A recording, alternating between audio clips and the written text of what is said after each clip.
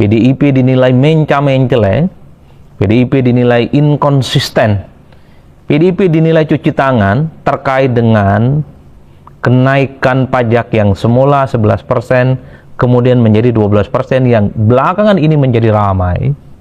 PDIP tampil sebagai partai politik yang menolak kenaikan PPN 12%, padahal dulu PDIP merupakan salah satu inisiator dalam undang-undang ini yang kemudian menimbulkan kegaduhan sampai hari ini. Oleh karena itu wajar kalau kemudian Kimplas, Gerindra, Golkar, Nasdem, PAN dan seterusnya silih berganti mengkritik PDIP sebagai langkah politik yang cari aman, cuci tangan dan hanya ingin mencuri perhatian dari rakyat. Karena soal kenaikan pajak menjadi 12%, ini tentu bukan kebijakan politik Prabowo dan Gibran yang usia pemerintahannya belum mencapai 100 hari. Jadi dalam konteks inilah kemudian kita menyaksikan per hari ini seakan-akan PDIP itu berjalan sendirian dikeroyok ramai-ramai oleh Kimplas karena dinilai PDIP hanya mencari muka, mencari asyik sendiri, padahal PDIP adalah sebagai partai politik yang menjadi inisiator terkait dengan kenaikan pajak 12% ini. Tapi bagi PDIP tidak tinggal diam, bagi PDIP yang kemudian punya inisiatif untuk membuat undang-undang kenaikan pajak saat itu adalah Presiden Republik Indonesia saat itu adalah Jokowi.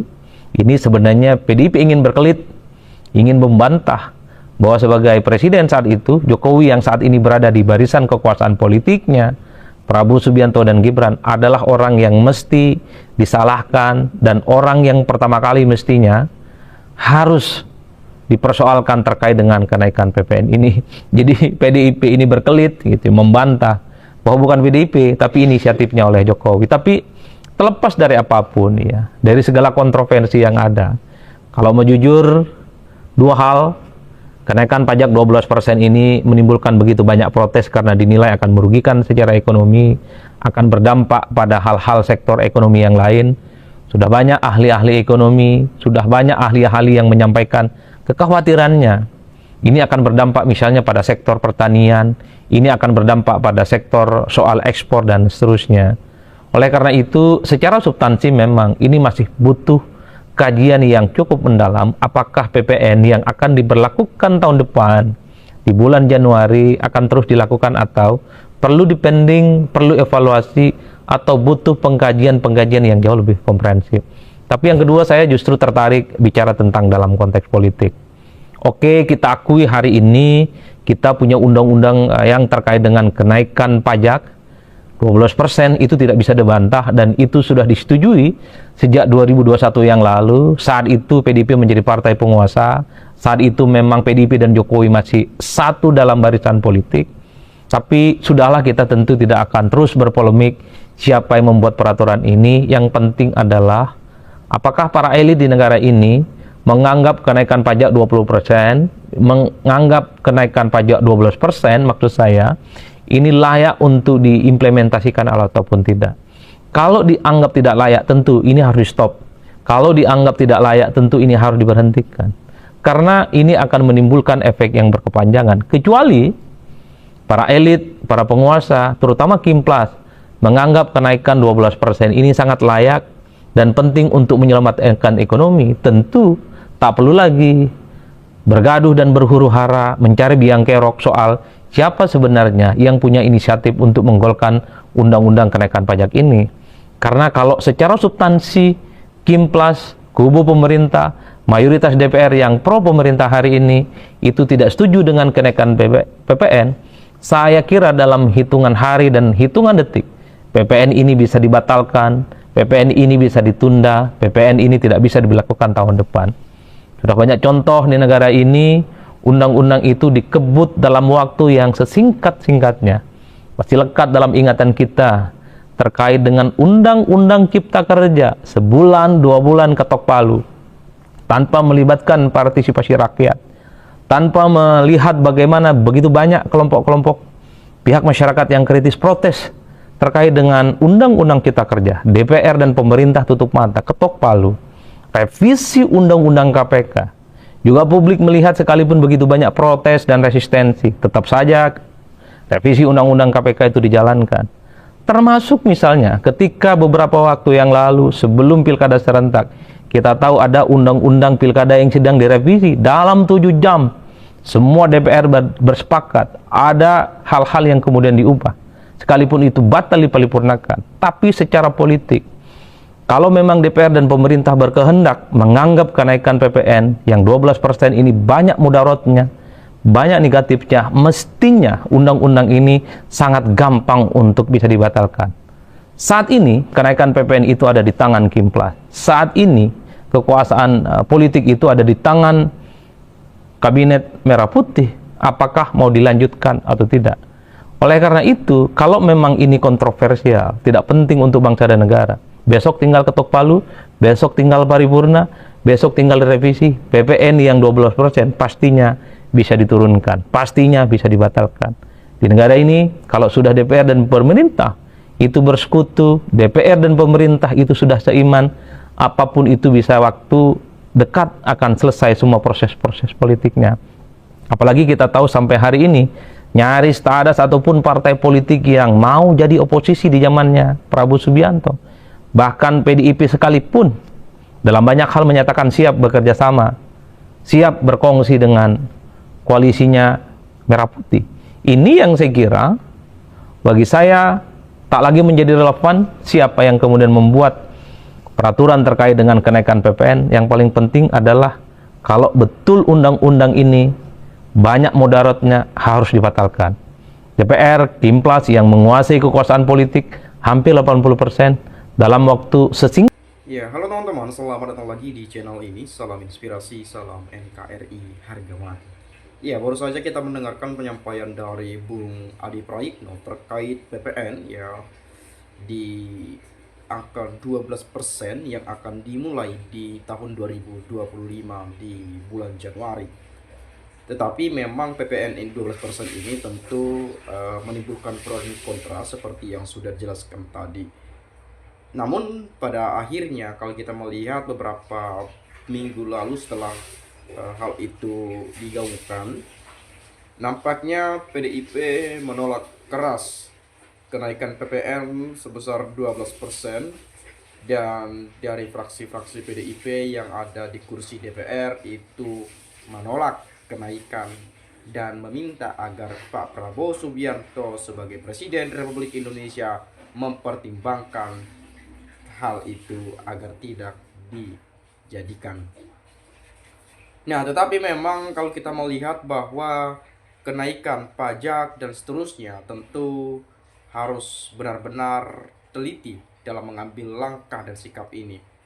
Tentu kita tidak mau menyulitkan rakyat bagaimana bahan-bahan pokok, bahan-bahan makanan dan sebagainya itu semakin meningkat harganya. Belum lagi sembako, minyak dan seterusnya. Tentu kalau memang pajak ini naik lagi, artinya masyarakat semakin menjerit dan terjepit. Nah, tentu memang kita melihat bahwa Ibu Sri Mulyani tentu sekarang lagi berpikir keras bagaimana membayar cicilan hutang 2025 mendatang. Karena kalau kita melihat warisan utang dari Presiden Jokowi itu hampir kurang lebih 12.000 triliun jika ditotalkan semuanya, tetapi memang dari persentase perhitungan dari 2023 kemarin itu di angka 8.000 triliun rupiah. Nah, tentu 8.000 triliun bukanlah angka yang kecil. Ya, itu adalah uang yang sangat drastis sekali, sangat besar sekali dan luar biasa. Memang kita mengakui hutang itu banyak sekali.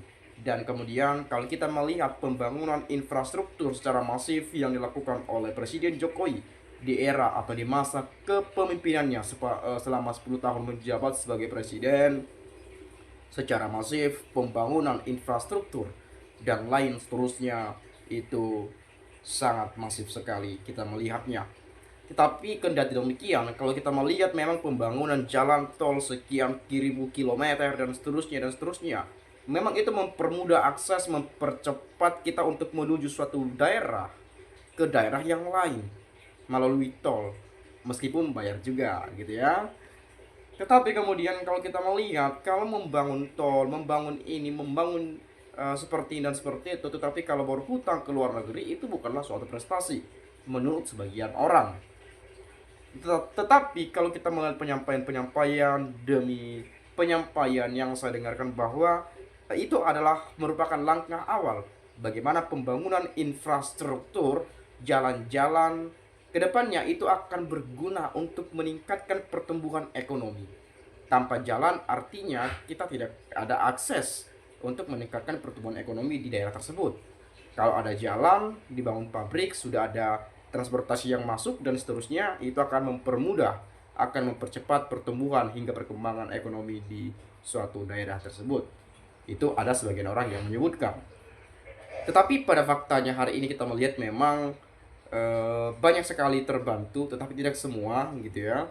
Dan kemudian bila mana kita melihat warisan-warisan utang yang ini menjadi suatu tugas besar kepada pemerintahan yang baru, kepada Prabowo Subianto, bahwa di 2025 harus membayar cicilan hutang dan bunga-bunganya sekaligus. Makanya kemarin Pak Prabowo setelah dilantik, agenda pertamanya pergi ke luar negeri mencari pinjaman-pinjaman dari luar negeri untuk melunaskan hutang-hutang itu. Hutang ini sebetulnya tidak dibuat oleh Pak Prabowo, tetapi diwariskan oleh Pak Jokowi, yang dimana Pak Prabowo sebagai presiden yang baru mengalami, bisa kita sebut ya, mengalami atau memiliki tugas besar, tugas yang sangat luar biasa sekali, bagaimana menangani, memecahkan persoalan-persoalan yang terjadi saat-saat ini.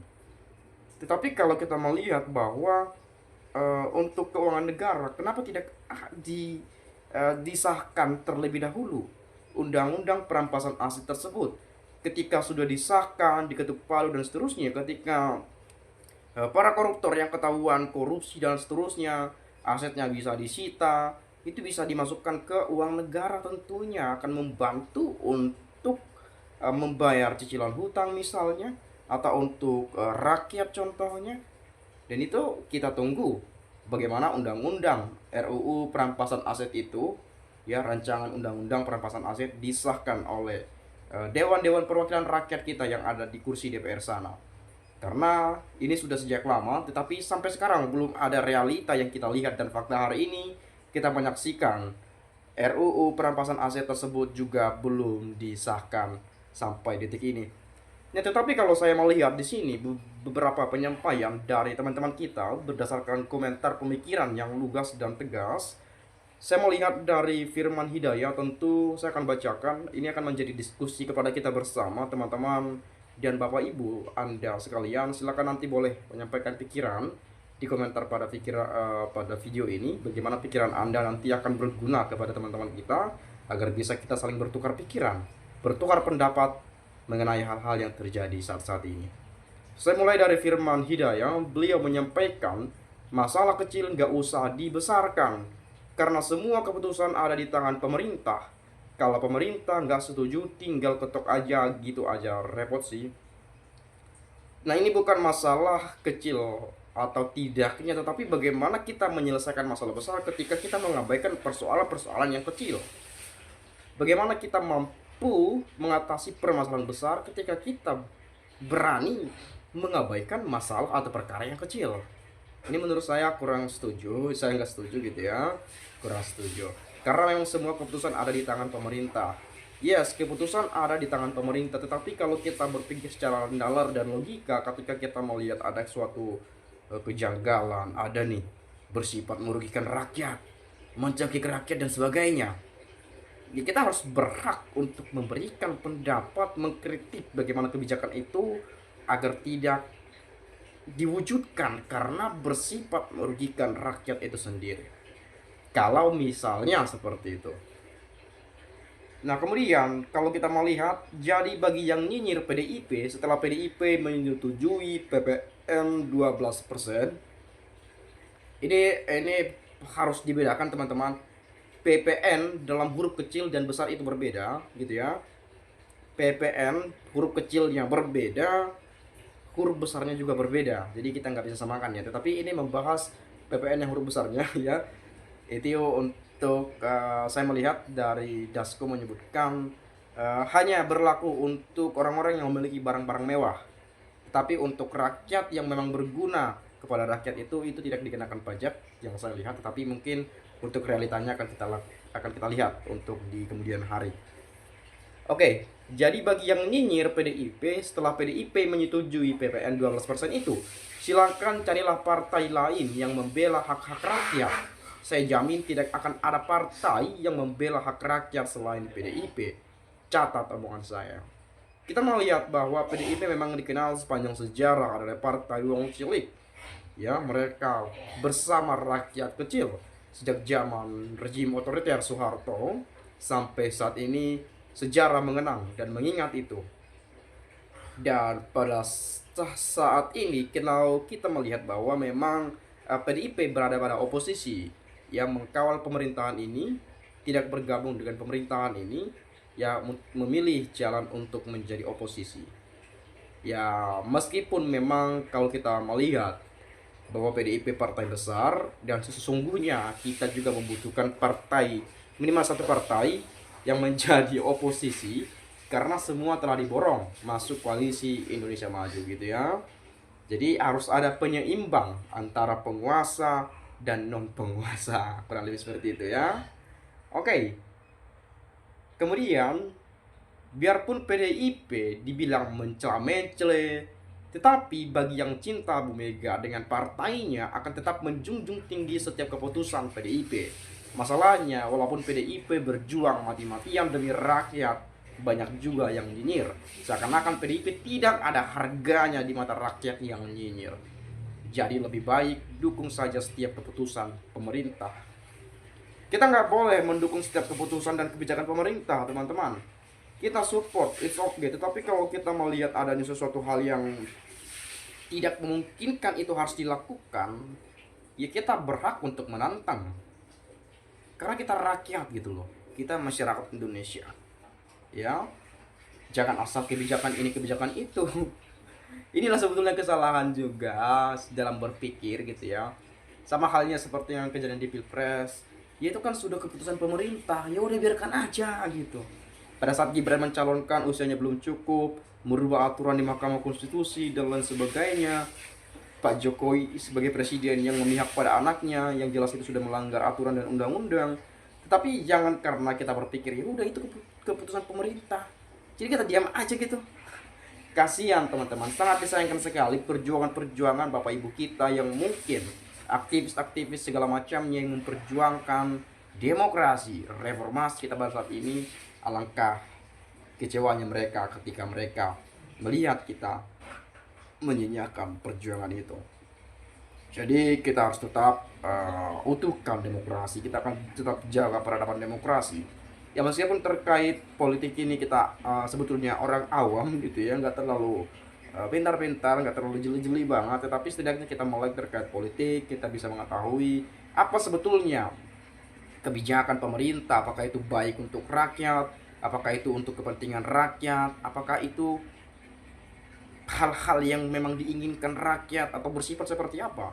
Tentu kita akan melihat ketika memang bertentangan, ya kita berhak untuk memberikan suara, memberikan kritik. Karena bagaimanapun mereka juga berdiri sebagai pemimpin bangsa ini karena dipilih oleh rakyat.